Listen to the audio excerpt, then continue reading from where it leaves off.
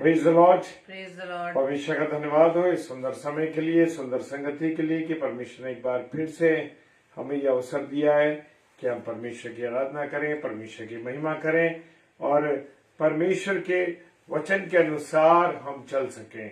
परमेश्वर मुझसे और आपसे क्या चाहते हैं, परमेश्वर का अनुग्रह हम सब पर बना रहे। Praise the Lord, hallelujah. प्रभु की दया दृष्टि, प्रभु की करुणा हमारे साथ है और प्रभु ने हम सबको सुबह से लेकर अब तक संभाल के रखा है। इसके लिए हम परमेश्वर का धन्यवाद देते हैं मेरे प्रियो। और जब हम प्रार्थना में जाते हैं, इससे पहले हम अपने जीवन को परमेश्वर को अर्पित करें। आइए हम प्रार्थना करें। धन्यवाद धन्यवाद धन्यवाद के साथ पिता परमेश्वर आपके सम्मुख आते हैं खुदावन, और आपकी उपस्थिति, आपके प्यार, आपकी दया के लिए धन्यवाद देते हैं प्रभु जो हम पापी बन किया खुदावन। आपका अनुग्रह से हमारे साथ रहे खुदावन। और खुदावन पूरी रीति से जितने प्यारे भाई बहन जुड़ रहे हैं, हर एक को प्रभु आपके हाथों में सौंपते हैं। परमेश्वर के सम्मुख यीशु जी के नाम से पवित्र आत्मा की अगुवाई में इस प्रार्थना को मांग लेते हैं। आमीन आमीन। Hallelujah, praise the Lord. तो आइए हम सब परमेश्वर की आराधना में चलें। Praise the Lord.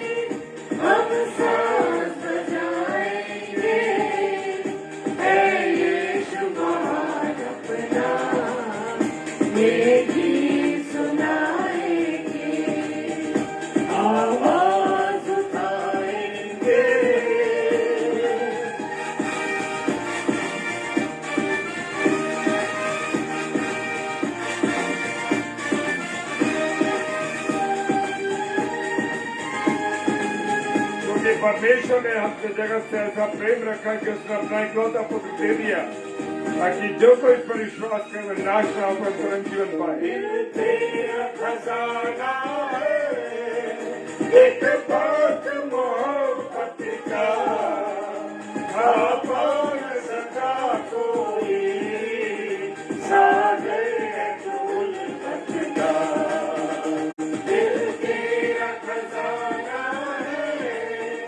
एक बात मोहब्बत का, पार सका कोई सागर है गुलबत का।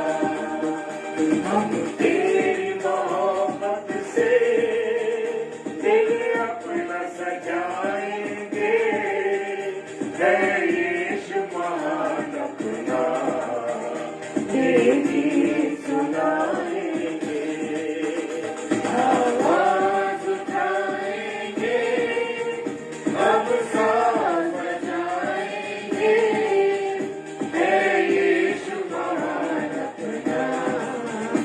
ये गीत सुनाएंगे, आवाज उठाएंगे। धन्यवाद, थैंक यू लॉर्ड, हालेलुया। इसलिए सबने बात किया और परमेश्वर की महिमा से रहित रोमियो 3:23 ना देख सका हमको तो पाप के सागर में और बन के मनुष्य आया आकाश से सागर में, ना देख सका हमको तो पाप के सागर में और बन के मनुष्य आया आकाश से सागर में। मुक्ति का तो दाता है, हम सबको बताएंगे है यीशु महान अपना, ये गीत सुनाएंगे, आवाज उठाएंगे, हम साथ बजाएंगे है यीशु महान अपना, ये गीत सुनाएंगे, आवाज उठाएंगे। Praise the Lord, hallelujah. आप सभी को जय मसीह की। थैंक यू लॉर्ड, धन्यवाद।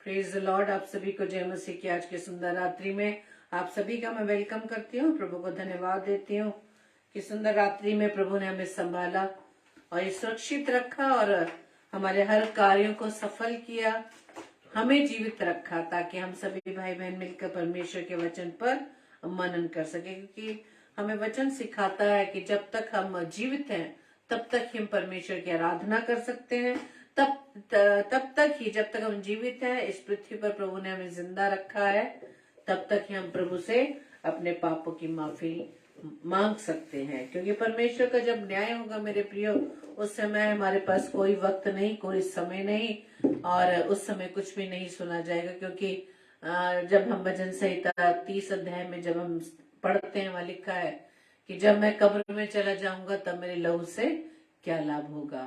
क्या मिट्टी तेरा धन्यवाद कर सकती है? क्या वो तेरी सच्चाई का प्रचार कर सकती है? तो इस बात को हम सोच ले कि हम मनुष्य बहुत अपने आप को इतना व्यस्त, अपने आप को इतना बिजी पाते हैं, या हम समझते हैं या हमारे विचार में आ रहता है कि हमारे पास समय नहीं है, हम बिजी हैं, हमारे पास समय नहीं है कि परमेश्वर की संगति में हम बैठ सके। लेकिन मेरे प्रियो, ये हमारा विचार ही है जो दुष्ट हमारे कानों में डाल देता है कि हम थक गए हैं, आज बहुत से काम थे कि हम परमेश्वर के वचन को नहीं पढ़ पाए। लेकिन परमेश्वर का वचन हमें सिखाता है कि जब तक हम जिंदा हैं, जब तक ये सांसें हैं, तब तक ही हम प्रभु की आराधना कर सकते हैं, प्रभु के वचन पर मनन कर सकते हैं। और जब तक इस शरीर में जान है तब तक ही हम अपने स्वभाव को, अगर हमारे जीवन में कोई बुराई पाई जाती है तो उससे हम अपने आप को फेर सकते हैं, उसको हम अपने जीवन में छोड़ सकते हैं। क्योंकि परमेश्वर का न्याय होना जरूरी है। परमेश्वर ने भी हम पर अनुग्रह किया हुआ है, परमेश्वर हम पर दया करता है, क्योंकि परमेश्वर का न्याय ऐसा न्याय होगा जो किसी का भी पक्षपात नहीं करता। तो आज का जो विषय है वो है परमेश्वर का न्याय, जस्टिस ऑफ गॉड। और मैं आज आपके सामने रोमियो की पत्री में से उसके दूसरे अध्याय के 3 पदों पर ही हम आज मनन करेंगे, और जितना हो सकेगा हम उसको, जितना समय होगा उसकी अकॉर्डिंग पवित्र आत्मा की अगुवाई में हम इस पर मनन करने जा रहे हैं। और जो भी रह जाएगा हम नेक्स्ट टाइम इसको कंटिन्यू करेंगे। और इसमें इस प्रकार से लिखा है, और एक एक शब्द पर आप ध्यान दीजिएगा। रोमियो की पत्री उसका दूसरा अध्याय उसका पहला पद, वहां लिखा है, सो हे दोष लगाने वाले, तू कोई क्यों ना हो, तू निरुत्तर है। क्योंकि जिस बात में तू दूसरे पर दोष लगाता है, उसी बात में अपने आप को भी दोषी ठहराता है। इसलिए कि तू जो दोष लगाता है, आप ही वो काम करता है। इसको जब हम धीरे धीरे पढ़ते हैं, एक एक शब्द पर ध्यान देते हैं, तब हमें इसका अर्थ समझ आता है। हमारे पहली परमेश्वर वचन में कहता है, हे दोष लगाने वाले। हम में से हर एक है जो दूसरों पर आसानी से दोष लगा देता है, उस पर उंगली उठा देता है कि हमारी वो बहन या हमारा वो भाई अपने जीवन में क्या कार्य कर रहे हैं, उसके जीवन में क्या कमियां हैं, वो अपने जीवन में क्या क्या गुनाह कर रहा है, उसको ऐसा नहीं करना चाहिए था, उसको वैसा नहीं करना चाहिए था। बहुत से एडवाइस, बहुत से हम उसको दूसरे लोगों को एडवाइस देते हैं, उन्हें सलाह मशवरा देते हैं। और दूसरे लोगों को अगर मान लीजिए किसी भी भाई बहन के बारे में कुछ पता है, तो हम उसको आगे उसको भी कन्वे करते हैं, उसको आगे तक पहुंचाते हैं। लेकिन परमेश्वर कहता है, ये दोष लगाने वाले, हे दोष लगाने वाले, तू कोई क्यों ना हो। परमेश्वर की दृष्टि में किसी भी मनुष्य का कोई भी दर्जा नहीं है, कोई भी स्टेटस नहीं है, सब मनुष्य बराबर है। हम मनुष्यों की दृष्टि में हो सकता है हम हमारे नजर में, हमारी दृष्टि में हम कहते हैं ना, फलाना देखो हमारा भाई इतने ऊंचे पद पर है, उसको हम अलग तरीके से उसकी इज्जत करते हैं। और लेकिन और से अच्छी पदवी पर हो, अच्छे पद पर हो, ऊंचे पद पर हो, उसके जो सम्मान है हमारी दृष्टि में और भी बड़ा हो जाता है।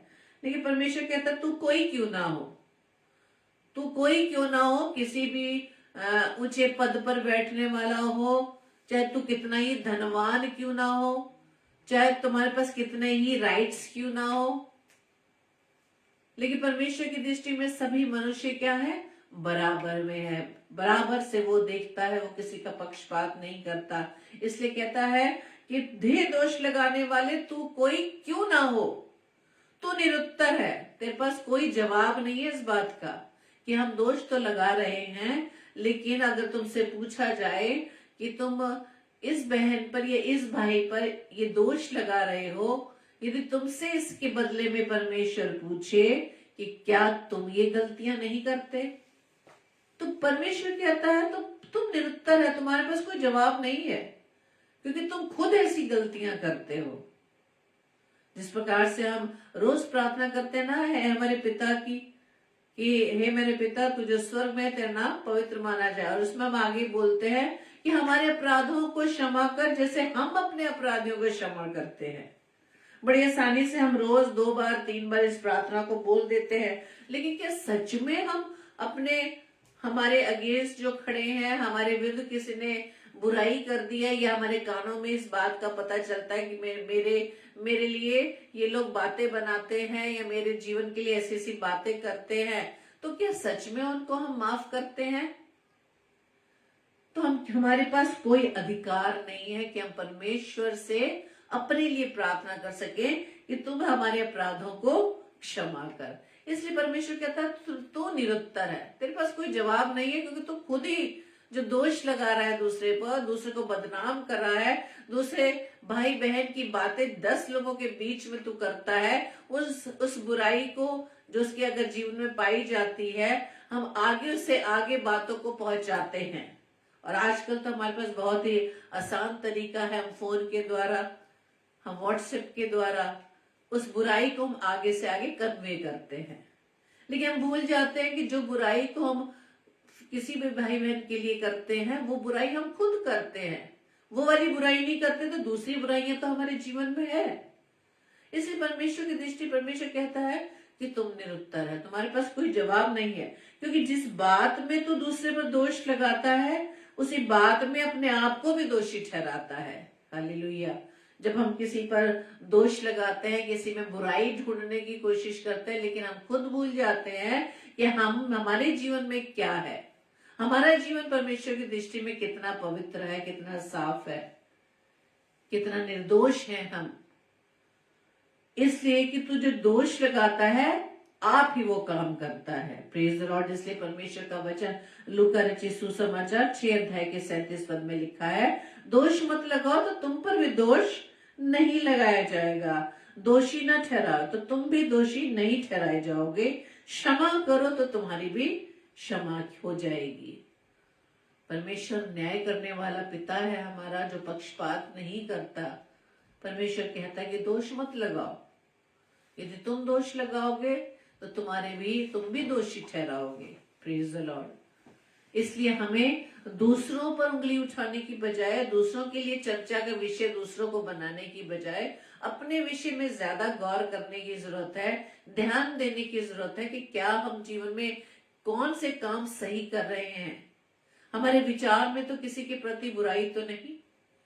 Praise the Lord. परमेश्वर का वचन कहता है रोमियो में ही दूसरे पद में 21 पद में लिखा है, सो क्या तू जो औरों को सिखाता है आप अपने आप को नहीं सिखाता। हम बड़े मुफ्त की सलाह देते हैं ना सबको कि तुम्हें ऐसा करना चाहिए, तुम्हें ऐसा करना चाहिए। अरे भाई चर्च आया करो, भाई चर्च आया करो, प्रेयर मीटिंग्स में क्यों नहीं आते। और हम स्वयं घर में बैठे रहते हैं।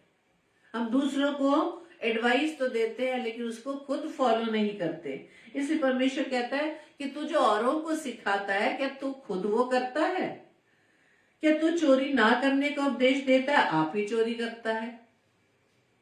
हम दूसरों को देते हैं सलाह कि परमेश्वर के वचन में ऐसी ऐसी 10 आज्ञाएं लिखी हैं, ऐसा मत करना, ऐसा मत करना, ऐसा मत करना, लेकिन हम स्वयं वही कार्य करते हैं।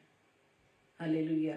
इसलिए परमेश्वर कहता है कि दूसरे को दोषी मत ठहराओ, दूसरों की बदनामी मत करो, नहीं तो तुम भी इसी विषय में दोषी ठहराए जाओगे। जब हम दूसरे सैमुएल पढ़ते हैं उसके 12 अध्याय में, उसके कुछ पदों को मैं आपके सामने पढ़ूंगी। वह दाऊद और नातान के विषय में लिखा हुआ है कि यहोवा ने दाऊद के पास नातान को भेजा। परमेश्वर का जब वचन हमारे पास किसी मनुष्य के द्वारा या परमेश्वर स्वयं वचन के रूप में हमारे सामने आता है और हमें बातें बताता है, इसका मतलब कि हमने अपने जीवन से कोई गलत कार्य कर रहे हैं या हमने ऐसी गलती की है। तो यहाँ पर जब हम पढ़ेंगे, वहां लिखा है कि यहोवा ने दाऊद के पास नातान को भेजा और वो उसके पास जाकर कहने लगा कि एक नगर में 2 मनुष्य रहते थे, जिनमें से एक धनी और एक निर्धन था। धनी के पास तो बहुत से भेड़ बकरी और गाय बैल थे, परंतु निर्धन के पास भेड़ की छोटी बच्ची को छोड़कर कुछ भी नहीं था। तो अब हमने देखा 2 व्यक्ति है, धनी और निर्धन। धनी के पास बहुत से भेड़ बकरियां, लेकिन निर्धन के पास सिर्फ एक ही छोटी बच्ची भेड़ की है। और क्या होता है कि एक बटोही धनी के पास आता है, उसको भोजन खिलाना है उस धनी व्यक्ति को। वो क्या करता है, उसके पास जो ढेर सारे जानवर है, ढेर सारे भेड़ बकरियां हैं, उसमें से न पकाकर वो क्या करता है, उसी छोटी बच्ची को जो निर्धन के पास थी उसको वो खाने में परोस देता है। तब दाऊद का जब ये बात सुनता है दाऊद नातान से, दाऊद गुस्सा करने लगता है कि ऐसा उसने क्यों किया। वहां लिखा है शब्द, उस मनुष्य पर बहुत भड़का और उसने नातान से कहा, यहोवा के जीवन की शपथ, जिस मनुष्य ने ऐसा काम किया है वो प्राण दंड के योग्य है। परमेश्वर हमारे मुख से ये शब्द निकलवाता है जो हमें स्वयं को अपने जीवन के लिए स्वीकार करना होता है। Praise the Lord. यहाँ पर जब दाऊद गुस्सा करने लगता है, तब नातान ने दाऊद से कहा, तू ही वो मनुष्य है।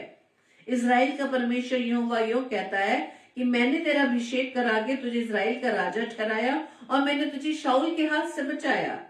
फिर मैंने तेरे स्वामी का भवन तुझे दे दिया और मैंने इजराइल और यहूदा का घराना तुझे दे दिया, और यदि वो थोड़ा था तो मैं तुझे और भी बहुत कुछ देने वाला था, लेकिन तूने क्या किया, तूने यहोवा की आज्ञा को तुच्छ जाना। अब नातान उसके वो काम, उसके वो बुरे कार्य, वो घिनौने काम जो उसने यहोवा की दृष्टि में गलत किए थे, जो पाप था, वो याद दिला रहा है कि तूने क्या किया था। तूने जो भवन दिया था उसमें तूने यहोवा की आज्ञा को तुच्छ जानकर ये काम क्यों किया जो परमेश्वर की दृष्टि में बुरा था। क्या गलत काम किया था दाऊद ने? आप सबको मालूम है कि उसने क्या किया था। उसने हित्ती उरिया को अपनी तलवार से घात किया और उसकी पत्नी को अपना कर लिया और उरिया को अम्मोनियों की तलवार से मरवा दिया। इसलिए परमेश्वर का वचन नातान के द्वारा दाऊद के पास पहुंचा। वो धनी और निर्धन की वो बात को जब उसने सुनाया, तब वो जब गुस्सा होने लगा, जब उसको नातान ने दाऊद को वो सारे पाप, उसके काम याद दिलाए जो उसने यहोवा की दृष्टि में किए थे, बुरे कार्य किया था, और उसके इवज में उसे यहोवा से दंड लेना पड़ा। जो उरिया की पत्नी से जो पुत्र हुआ था वो मर गया। जब हम इस पूरे अध्याय को जब आप पढ़ेंगे, दूसरा शमूएल 12 अध्याय जब आप पूरा पढ़ेंगे, उसमें आपको ये क्लियर हो जाएगा, स्पष्ट हो जाएगा कि इस प्रकार से यहोवा न्याय करता है। हालेलुया। इसलिए परमेश्वर कहता है कि जो तुम दोष लगाते हो तो तुम इस बात को भी सोचो कि हम वो कार्य तो नहीं करते। Praise the Lord. परमेश्वर का वचन भजन संहिता 50 अध्याय में भी हमें ये बताता है, 16 से 20 पद में वहां लिखा है, दुष्ट से परमेश्वर कहता है, तुझे मेरी विधियों का वर्णन करने से क्या काम, तू मेरी वाचा की चर्चा क्यों करता है। दुष्ट यानी जो परमेश्वर की अनाज्ञाकारिता में अपने जीवन को व्यतीत करते हैं, जो परमेश्वर हमारे जीवन को देखना चाहता है, हम उस जीवन को जो प्रभु का है, जिसकी सांसें हमारे नथनों में फूकी गई, जिसका श्वास हमारे जीवन में चल रहा है, जिसका आत्मा हमारे अंदर है, जबकि हम मनुष्य को हमारे जीवन पर कोई अधिकार नहीं, अधिकार है तो सिर्फ परमेश्वर का। परमेश्वर जो चाहता है हम अपने जीवन से नहीं करते।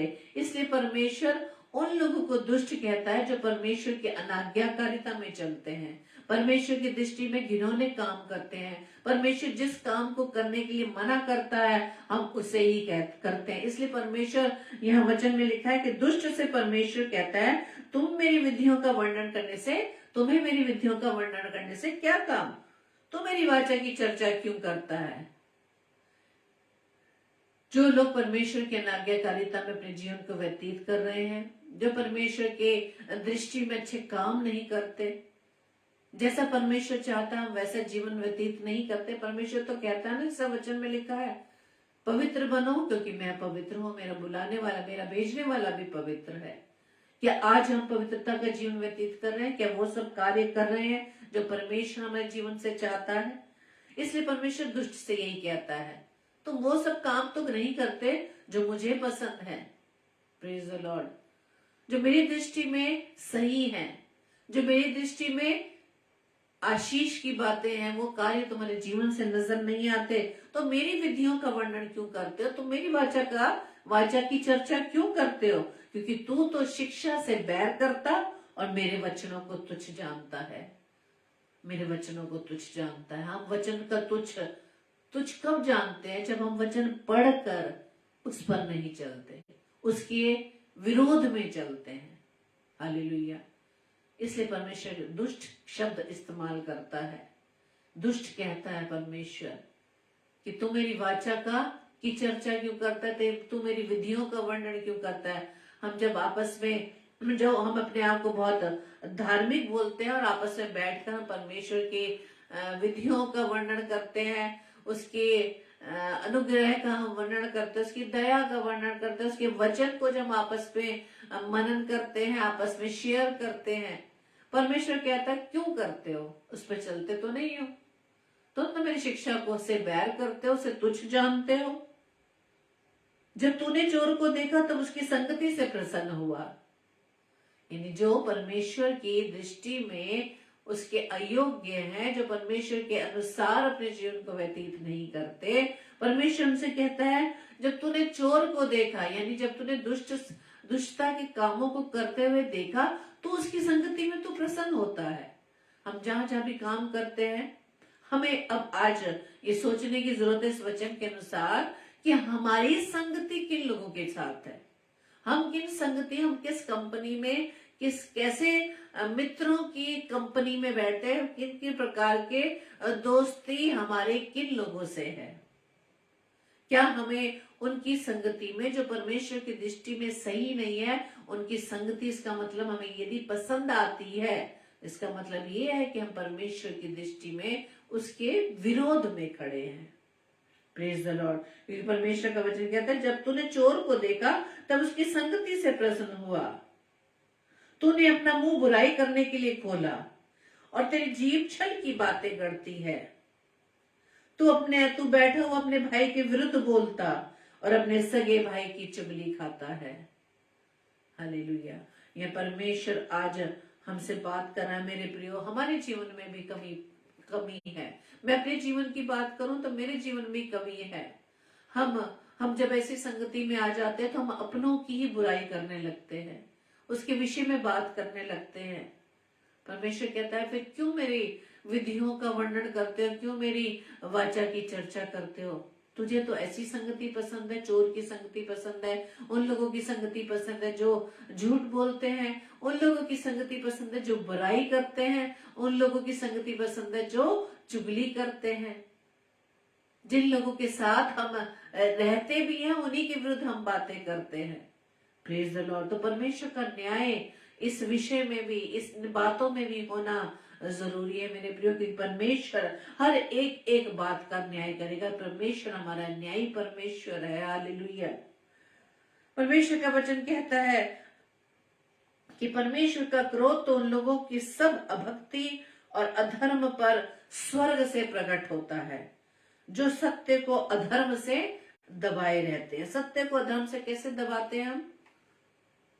जब हमारे जीवन में कोई बुरा काम है, पाप है, बुरा स्वभाव है, यानी कि हम सत्य को तो जानते हैं, प्रभु यीशु मसीह को जानते हैं, उसके वचन को जानते हैं, वचन को रोज बराबर हम बिना किसी बाधा के या बिना किसी रुकावट के हम डेली उसमें मनन करते हैं, लेकिन फिर भी अपने बुरे स्वभाव से, अपने पापी स्वभाव से वचन को क्या कर देते हैं? दबा देते हैं, छिपा देते हैं। क्यों? क्योंकि हमारे जीवन में वो वचन तो नजर नहीं आता, बल्कि हमारे अंदर क्या नजर आता है? वो अधर्म का स्वभाव, वो पाप का स्वभाव, वो बुरा स्वभाव ही नजर आता है। Praise the Lord. इसलिए परमेश्वर कहता है कि उन लोगों की सब अभक्ति और अधर्म, इस सब का न्याय स्वर्ग से ही प्रकट होता है। Praise the Lord. हम अपने आप को कितना भक्त समझ लें, कितना हम धार्मिक सोच ले, लेकिन यदि हमारे जीवन में पाप है या ऐसे काम है या विचार है जो परमेश्वर की दृष्टि में घिनौने हैं, उसके द्वारा परमेश्वर का वचन तो नजर नहीं आता, बल्कि क्या नजर आता? हमारा वो घिनौना स्वभाव, पाप से भरा हुआ स्वभाव। इस सब का भी न्याय होना जरूरी है मेरे प्रियो। परमेश्वर का वचन हमें आगे दूसरे पद में बताता है, रोमियो 2:2 में, और हम जानते हैं कि ऐसे ऐसे काम करने वालों पर परमेश्वर की ओर से ठीक ठीक दंड की आज्ञा होती है। कि परमेश्वर हमारे स्वभाव को क्या माफ करेगा? जब न्याय आएगा, यदि हमने उस समय तक अपने स्वभाव को नहीं बदला, अपने आप को परमेश्वर की दृष्टि में सही नहीं रखा जैसा वो चाहता है, तो परमेश्वर का न्याय ऐसे ऐसे काम करने वालों पर परमेश्वर की ओर से ठीक ठीक दंड की आज्ञा होती है। Praise the Lord. हम वचन को सुनते हैं और वचन को सुनकर जो हमारे अंदर बुराई पाई जाती है, चाहे चोरी करने का स्वभाव है, चाहे बुरे व्यसन में हम पड़े हैं, जब हम कहते हैं ना झूठ बोलने वाले भी परमेश्वर के स्वर्ग राज्य में प्रवेश नहीं कर सकते। झूठों का भाग कहाँ पर है? गंधक की आग में, गंधक की झील में। इतना जानने के बाद भी हम उस बुरे स्वभाव को, झूठ बोलने के स्वभाव को नहीं छोड़ पाते। लेकिन परमेश्वर का वचन क्या कहता है? कि ऐसे ऐसे काम करने वालों पर परमेश्वर की ओर से ठीक ठीक दंड की आज्ञा होती है। क्यों? क्योंकि भजन संहिता में लिखा है 9वें अध्याय में, परंतु यहोवा सदैव सिंहासन पर विराजमान है और उसने अपना सिंहासन न्याय के लिए सिद्ध किया है। हालेलुया। उसने न्याय के लिए सिद्ध किया है। और न्याय करने कौन आएगा? प्रभु यीशु मसीह, जो आज हमारा वकील बना हुआ है। आज हमारी तरफ से वो परमेश्वर से विनती करता है कि इन्हें 1 वर्ष और, इन्हें थोड़ा समय और दे दो प्रभु, ताकि अपने जीवन को सुधार लें। और लिखा है प्रेरितों के काम 17 अध्याय के 31 पद में, क्योंकि उसने एक दिन ठहराया, किसने? परमेश्वर ने एक दिन ठहराया हुआ है। एक दिन न्याय का दिन निश्चित है, जिसमें वह उस मनुष्य के द्वारा, किस मनुष्य के द्वारा? प्रभु यीशु मसीह के द्वारा धर्म से जगत का न्याय करेगा। धर्म से, धार्मिक कामों से। धार्मिक काम कौन से? आज हम अपने जीवन में चेक करें, हम क्या अपने जीवन से वो धर्म के काम करते हैं? धार्मिक काम क्या है? जब आप अब्राहम के बारे में पढ़ते हैं, वहां लिखा है कि अब्राहम का विश्वास, उसकी धार्मिकता गिना गया। Praise the Lord. विश्वास के द्वारा ही हमारे कार्य धार्मिक ठहराएंगे। और विश्वास हम किस पर करें? प्रभु यीशु मसीह पर करें, मनुष्यों पर नहीं।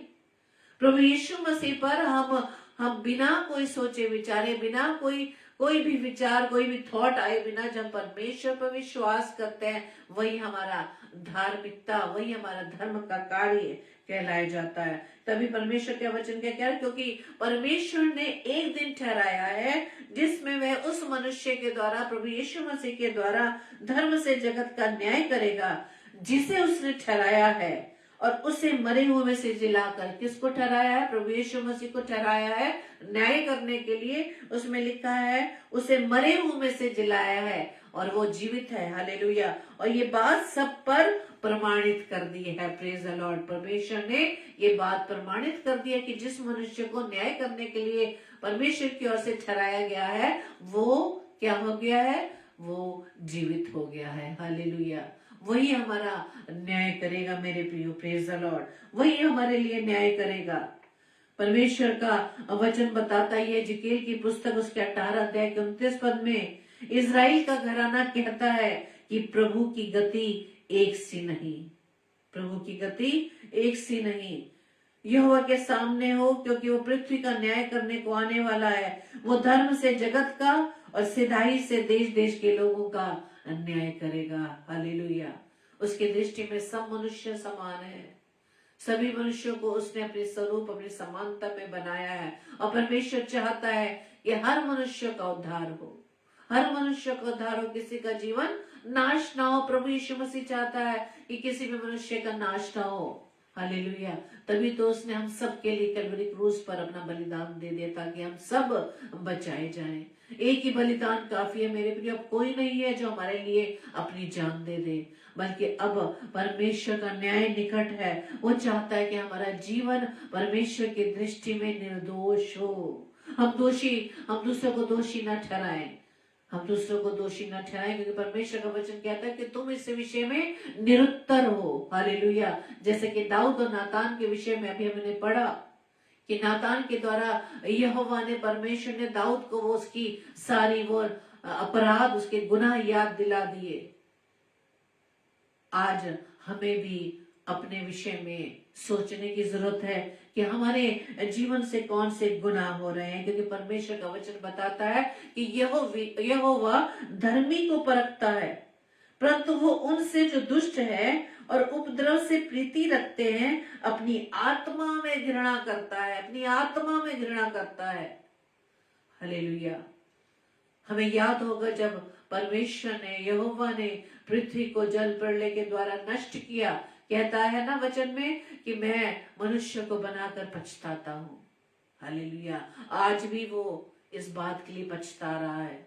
आज भी वो घृणा करता उन लोगों से जो दुष्ट हैं, जो परमेश्वर से के विरोध में खड़े रहते हैं, जो परमेश्वर के विरोध में कामों को करते हैं, जो परमेश्वर जिन बातों को मना करता है उसी कामों को करते हैं। परमेश्वर के स्वभाव में अपने आप को अभी तक हमने नहीं बदला, वचन को जानने के बाद भी। आज बात हो रही है उन लोगों की जो परमेश्वर के वचन को तो जानते हैं, वचन की चर्चा करते हैं, वचन को शेयर करते हैं, उपदेश देते हैं, दूसरों को हम सलाह मशवरा देते हैं, लेकिन खुद उस पर नहीं चलते। परमेश्वर क्या कहता है कि वो धर्मी को तो परखता है, परंतु वो उनसे जो दुष्ट हैं और उपद्रव से प्रीति रखते हैं। उपद्रव यानी जो बुरे कार्य है, बुरे पाप है, जो परमेश्वर की दृष्टि में घिनौने हैं, उनसे यदि वो प्रीति रखते हैं, परमेश्वर का वचन कहता है कि वो उनसे अपनी आत्मा में घृणा करता है। हालेलुया।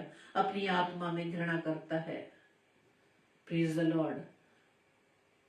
आज हम परमेश्वर के 2 पदों को हम सीख पाए हैं। रोमियो 2:1 और 2 पद में कि हे दोष लगाने वाले, तो कोई क्यों ना हो, किसी भी पदवी पर हो, उसके सामने सभी मनुष्य समान है, तो निरुत्तर है। क्योंकि जिस बात में तो दूसरे पर दोष लगाता है, उसी बात में अपने आप को भी दोषी ठहराता है, इसलिए कि तू जो दोष लगाता है आप ही वही करता है। दूसरे पद में हमने पढ़ा, और हम जानते हैं कि ऐसे काम करने वालों पर परमेश्वर की ओर से ठीक ठीक दंड की आज्ञा होती है। कोई मनुष्य बचने वाला नहीं है। यदि मनुष्य सोचे, यदि धनवान लोग ये सोचे कि हमारे पास धन बहुत है और हमें वचन का ज्ञान बहुत है, और घर में ही बैठकर परमेश्वर की उपस्थिति से वो दूर है, वो ये भूल जाए कि परमेश्वर उनका पक्ष लेगा। क्योंकि परमेश्वर किसी का पक्ष नहीं लेता, बल्कि वो पक्षपात नहीं करता, बल्कि वो सीधा सीधा न्याय करता। उसके दंड की आज्ञा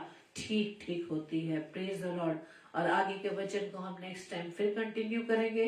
अपने आप को आज के इन दोनों पदों के अनुसार अपने आप को जांचे, परखे, और जो भी स्वभाव परमेश्वर की दृष्टि में हमारा गलत है, घिनौना है, परमेश्वर से सामर्थ्य मांगे, ताकि हम परमेश्वर की दृष्टि में निर्दोष ठहराए जाएं। Praise the Lord. आइए हम प्रार्थना करें।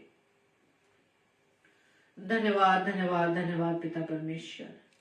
प्रभु जी, हम आपके चरणों में आए खुदावन, धन्यवाद देते हैं आज के सुंदर समय के लिए, आज के वचन के लिए, जो खुदावन ईश्वर राजा आज आपने फिर से हमारे सामने ये वचन रखा। जिस प्रकार से आपने नातान को दाऊद के पास भेजा उसके अपराधों को याद दिलाने, इसी प्रकार से प्रभु जी आज आपने इस वचन के द्वारा भी हमें सबको प्रभु जी सिखाया कि आज हम कहाँ पर है। हम दूसरों पर तो बहुत जल्दी उंगली उठा देते हैं, दूसरों की बुराई कर देते हैं, दूसरों पर दोष लगा देते हैं, दूसरे के जीवन का आंकलन करते हैं, लेकिन हम अपने जीवन में भूल जाते हैं कि हम क्या कर रहे हैं। प्रभु जी, हम आपका धन्यवाद देते हैं कि आज आपने ये वचन हमें सिखाया कि हम अपने जीवन में आंकलन करें। क्या हमारे जीवन आपकी नजर में क्या निर्दोष है? क्योंकि प्रभु जी आपका न्याय ठीक ठीक होगा, आपकी आज्ञा के अनुसार, आपके धर्म के अनुसार जगत का न्याय होगा। प्रभु जी प्रार्थना विनती करते खुदा आज के वचन के अनुसार हम सभी भाई बहन और जितने भी लोग प्रभु जी इस वचन को सुनेंगे ऑफलाइन भी, प्रभु जी हम सब अपने जीवन को प्रभु जी आपकी योग्य बना सके, अपने उस बुरे स्वभाव को, अपने इस पापी स्वभाव को, अपने उस दोषी जीवन को हम निर्दोष बनाने वाले बन सके। प्रभु जी ऐसा करने के लिए अपनी सामर्थ्य दीजिएगा, पवित्र आत्मा में सहायता कीजिएगा। प्रार्थना विनती करते हैं हर एक भाई बहन को प्रभु जी आप आशीष देना खुदावन, उनके परिवारजनों को भी प्रभु जी आपके सम्मुख लाते हैं, उन सबको प्रभु जी आप बहुत आय से आशीष देना, ताकि पिता परमेश्वर हर एक जन खुदावन आपके वचन में प्रभु जी आगे बढ़ने वाला बन सके। आपके वचन के अनुसार हम सबके जीवन में वो सब काम हो सके जैसा आप चाहते हैं पिता।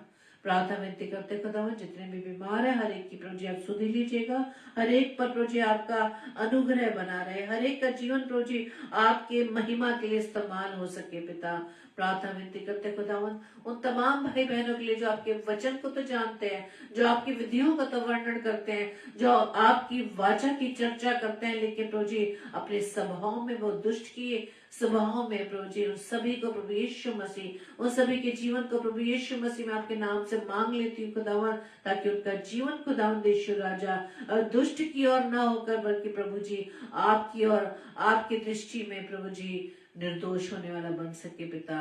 प्रार्थना विनती करते खुदावन यीशु राजा सभी प्रिय भाई बहनों के लिए, तमाम दास दासियों के लिए, तमाम पासवानों के लिए जो आपके वचन की सेवकाई को करते हैं पिता, प्रभु जी होने दीजिए प्रभु जी आपके वचन की सेवकाई खुदावंद यीशु राजा आपकी इच्छा अनुसार होने वाली बन सके। उस वचन की सेवकाई में खुदावंद यीशु राजा सिर्फ आप दिखाई दे पिता। प्रार्थना विनती करते पिता परमेश्वर हम अपने लिए भी प्रभु जी प्रार्थना करते हैं कि प्रभु जी आपने हमें जो सेवा कार्य दिए पिता, इस प्रभु जी आपके आशीष हो खुदावन, और प्रभु जी होने दीजिए खुदावंद यीशु राजा वचन की सेवकाई पिता परमेश्वर आपकी दृष्टि में आपकी आज्ञा अनुसार पवित्र आत्मा की गवाही में प्रभु जी आपके वचन को हम शेयर कर सके। प्रभु जी ऐसा करने के लिए हम अपनी सामर्थ्य और बुद्धि दीजिए पिता। प्रार्थना विनती करते खुदावन जितने भी भाई बहन खुदावंद यीशु राजा किसी कारण खुदावन निराश है या हताश है पिता, उनका जीवन प्रभु जी आपसे दूर होकर प्रभु जी वो बहुत उदास हैं, खुदावंद यीशु राजा उनको आप प्रभु जी उस विपरीत हालात से निकाल कर खुदावंद आप अपनी नजदीकी में ले आए पिता। उनके जीवन को प्रभु जी आप अपने योग्य बनाए। खुदावंद यीशु राजा उन सबकी दृष्टि प्रभु जी आपकी ओर पड़ने वाली बन सके, ताकि आपकी रोशनी, ताकि आपकी चमक प्रभु जी उनके जीवन में पड़ सके। प्रार्थना विनती करते हैं पिता परमेश्वर, आज की रात्रि के लिए हमारी प्यारी मीठी नींद दीजिएगा, सुबह का प्रकाश दिखाएगा, ताकि आपकी इच्छा अनुसार एक बार फिर से प्रभु जी अपने जीवन के द्वारा आपके नाम की हम महिमा कर सके पिता। प्रभु जी हमारी इस प्रार्थना को पवित्र आत्मा की अगुवाई में प्रभु यीशु मसीह के नाम से हम मांग लेते हैं। आमीन, आमीन, आमीन। Praise the Lord. आप सभी को जय मसीह की। और आपसे रिक्वेस्ट है कि मिसेज उनको सिस्टर रीता शर्मा, उनके घर में आए, किसी की डेथ हो गई है, तो आज वो प्रचार के लिए नहीं आ पाई। आप उन्हें और उनके परिवारजनों को अपनी प्रार्थना में याद रखें, ताकि वो फिर से अपने परमेश्वर की सेवकाई में आ सकें।